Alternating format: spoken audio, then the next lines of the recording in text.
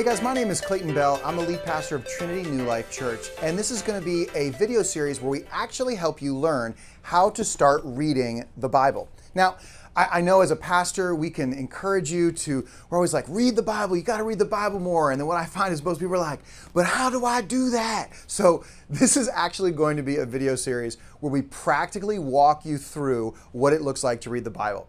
This plus 9 more videos, two introduction, this is one of the introduction, 7 of them where we're actually going to read the Bible and discuss it together, and then one at the end where we try to help give you some practical next steps. So let's just answer a couple questions.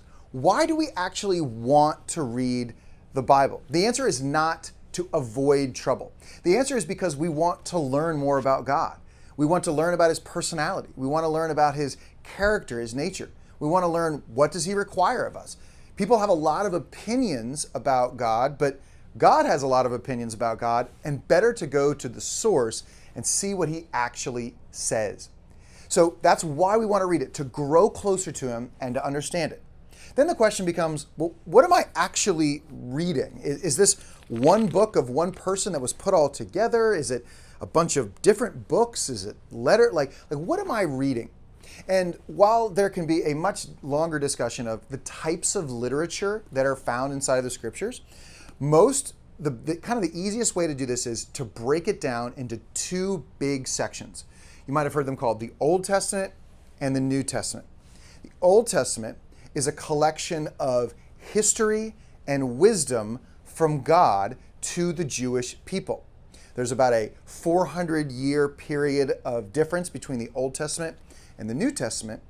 The New Testament tells the story of Jesus' life, His ministry, His death and resurrection, and then how people lived and how they attempted to understand His life as a result of His time with us.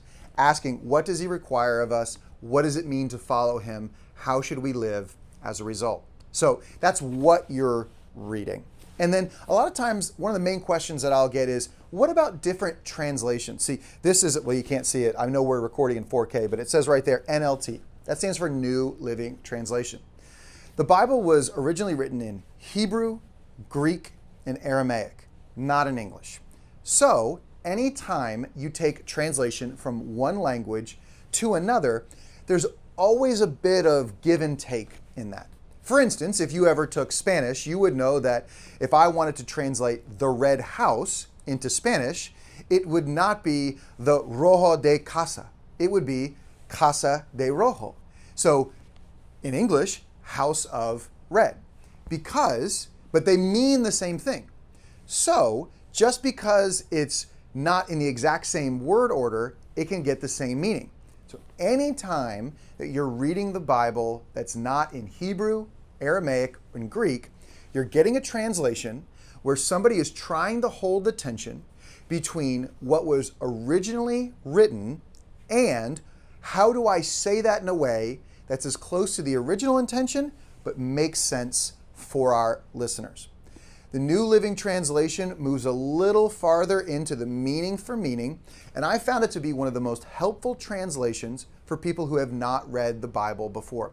If you're using a Bible app like YouVersion, you can tap at the top of it to be able to change the translation off of the default King James Version. Now again, there are a lot of amazing versions, but that's just what we're going to be reading from in this sermon series, and it's a YouTube sermon series, not sermon, and why we picked that particular translation. So this is a little bit of an introduction.